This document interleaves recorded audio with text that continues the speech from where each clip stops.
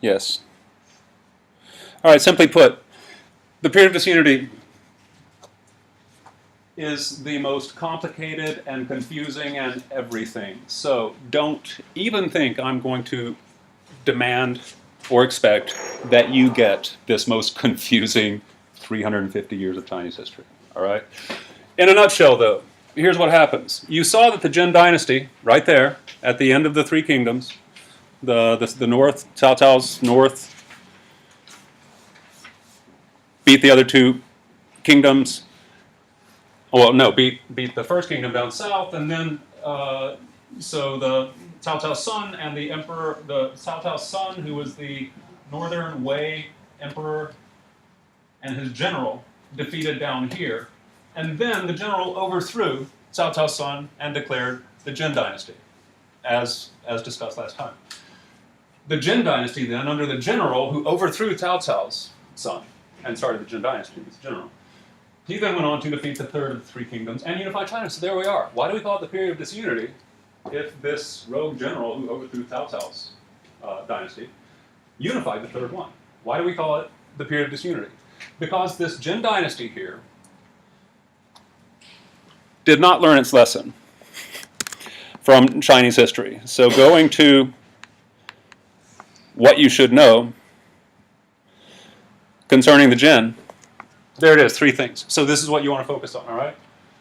You tell me, what political lesson, Jin dynasty, okay, we've reunified China, we have to consolidate. We should have learned a lesson politically on how to govern China. What should we have learned from Chinese history, wave 1 and 2, about the right way and the wrong way to govern the new Jin Empire? What should we avoid? Avoid feudalism. We should avoid feudalism. You all know that, right? If you don't, the angels weep. Well, they didn't learn that, and they set up a feudal system. Sima Zhao, the general, divided the Jin Empire into fiefs among his relatives. Within a generation, within 30 years, they started warring against each other.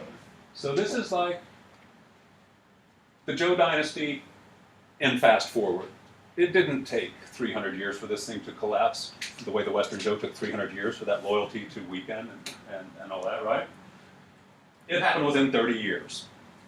Brothers fighting brothers all along the Central Plain until they exhausted themselves in a power vacuum.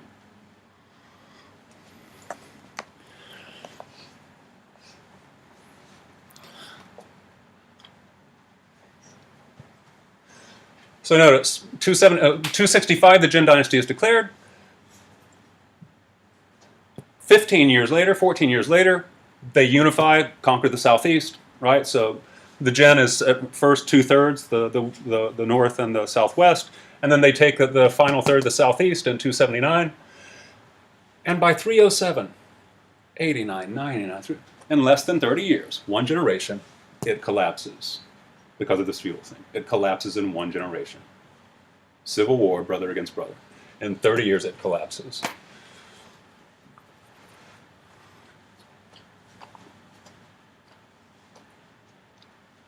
And so the Central Plain has a power vacuum because it's brother versus brother, feet versus feet. And when there is a vacuum, what are the physics of a vacuum? Here's another metaphor, like the Achilles heel metaphor. What's the physics of a vacuum? Huh? It gets filled, right? When there is a vacuum of power, it's going to be filled. Well, how's it filled this time? Whoops.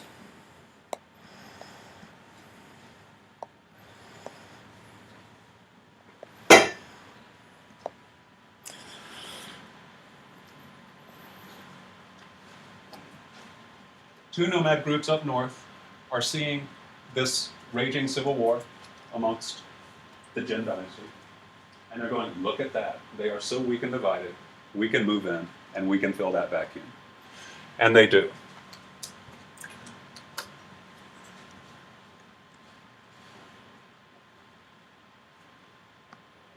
This is what happens in 307. I can't make it any clearer, and this is in the images packet that I linked to on this on the Google Doc. The Xiongnu come in from the west of Mongolia, and they take the western half, the Wei River and so forth, and the Xianbei, a new nomad group. So we've seen the Xiongnu, that was the first one. They were responsible for so many significant things. The fall of the Qin dynasty, the Silk Road and the Han dynasty. The Xiongnu were so influential in Chinese history. We've got a new one now, the Xianbei, a different school of fish swimming in these grasslands of the steppe. And they take the rest. Now I'm going to pause there and ask you to give me a metaphor. What has just happened to the holy, ancient, ancestral lands of China? The home of the Shang dynasty, the home of the Western Zhou, the Wei River and the Yellow River. What has just happened to it? Give me an analogy. This would be like something happening to another place that's outrageous. What's outrageous about what just happened? Give me an analogy. Let's talk about can you? Like the Jews being kicked out of their homeland? Like the Jews being kicked out of their homeland by the Romans. Let's put it in terms of the United States. This would be like what happening in America? What, Dana? Put it in a sentence, Dana. Come on. Mexico taking over the U.S.? Except they come in from the north, so make it even funnier. Canada taking over the United States. Oh, the savage Canadians have come and conquered. And all the Americans have too. The Canadians are coming. The Canadians are coming. What's going to happen when these marauding, plundering, looting, and raping Canadians come? What are the Americans going to do? They're going to run to Mexico. I would put it maybe in terms of Native Americans. Probably more accurate. Native Americans conquering like New York and the northern colonies and everybody running south. In any case, this is what happened. Look what happened to the ethnic Han. The people of the Shang, Zhou, Qin, Han, the Yellow River, the Central Plain, it has now become a terrifying place with no law and order, and instead incredibly brutal Xianbei and Xiongnu conquerors. And so they all have these elite, ancient, educated families, hyper-civilized, been there for centuries. They have two choices. One is to run away. What if you don't want to run away? Because by God, my home is here. What are you going to do? Fight. And in order to survive a fight, what would you do? Think of Rome when it fell. What happened to Western Europe when the Roman Empire fell? What did the elites do? They had choices. They could either, I'll just tell you, they could either, picture this being Rome, here's Italy, and here's the Byzantine Empire. They could either go east to the Eastern Roman Empire, where the German barbarians who were invading at the fall of Rome, the German barbarians were over in like Germany. So, okay, we'll run east, and that way we'll be safe. That was one choice they had, but many of them did a separate thing. The cities were dead. They couldn't live in the cities because there were no cops, there was no government, there was no nothing. And so many of the families in Rome instead, they didn't go east. They were very powerful, so what did they do? Well, they fought back or joined the barbarians. You ever heard of the feudal of the Dark Ages in Europe? Yeah. You ever heard of the manor system? And have you ever been to the castles of Europe? Those castles were built by people who were like, there's no police or army anymore. And there are ravaging hordes of barbarians roaming Western Europe, what used to be the Roman Empire, a civilized place. It has now collapsed. There's no civilization. There's no law and order. But I'm a very rich Roman. There's no supermarkets anymore. There's no food markets anymore. There's no economy. So I can't go and buy food. But I've got enough money to go, and enough people to follow me, to go into the countryside and build a castle. And put freaking walls around it so those nomads that are terrorizing all of Western Europe cannot kill me, cannot rape, loot, and destroy us, because we will build a castle, and we will grow our own food. And that's the manorial system. We will make a manor, M-A-N-O-R. So in the same way, a lot of Chinese families did that. They headed to the hills, and they built walled, fortified Chinese castles. and just wanted to wait it out. Maybe some way the Jin government can push these Shannu out. We're going to stay and wait it out. Yeah. This is around 307. Yeah, from 307 to 439.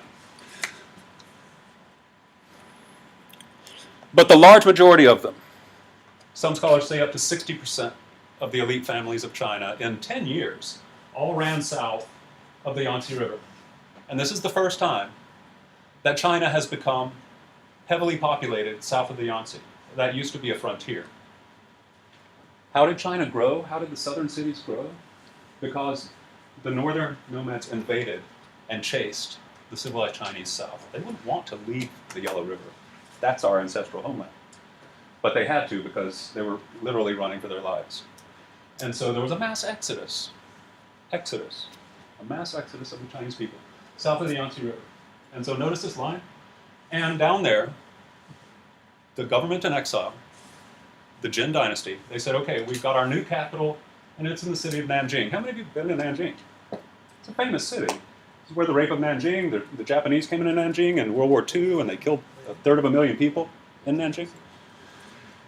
Also called Nanking, if that rings any bells. In any case, so this is how southern China becomes, south of the Yangtze, becomes urbanized, civilized, and part of China proper now, from this point forward.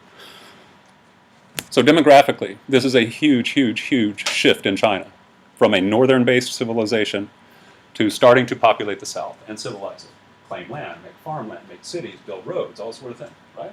So this is when the south starts developing. Yes? What does this do to the Silk Road? Well, what do you think it does to the Silk Road? Who controls the Silk Road? The barbarians, the nomads. It completely disrupts everything. Yeah, so this is like Dark Age Europe in the north. There's just barbarians who have taken over. There's complete chaos. But wouldn't the Eastern... Oh, wouldn't they also be able to get To the Silk to Road? India now? Well, how? Because the Silk Road goes from the Wei River over through here. The Silk Road starts here in Xi'an and goes through the Taklamakan. That's not in their control. But couldn't they go to the mountains and get to... They probably had more things on their mind, like, geez, we're in the wilderness, we need to build cities, right? Other families might want to conquer and start a new dynasty, right? This is a very, very insecure time. So right now, the priorities are, we've got to survive, not, oh, we're losing the Silk Road. But good, good for you for thinking.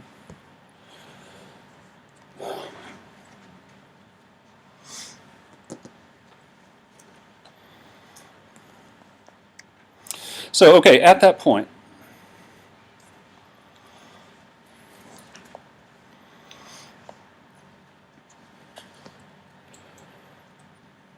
you've seen that the Western Jin dynasty then, it only lasted from 265 to 307. That's 42 years.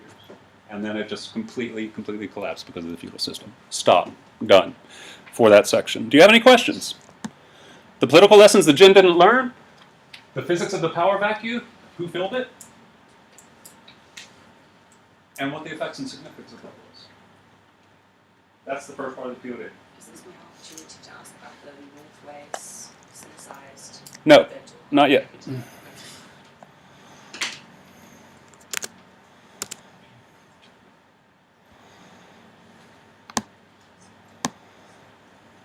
bright confusement. I know.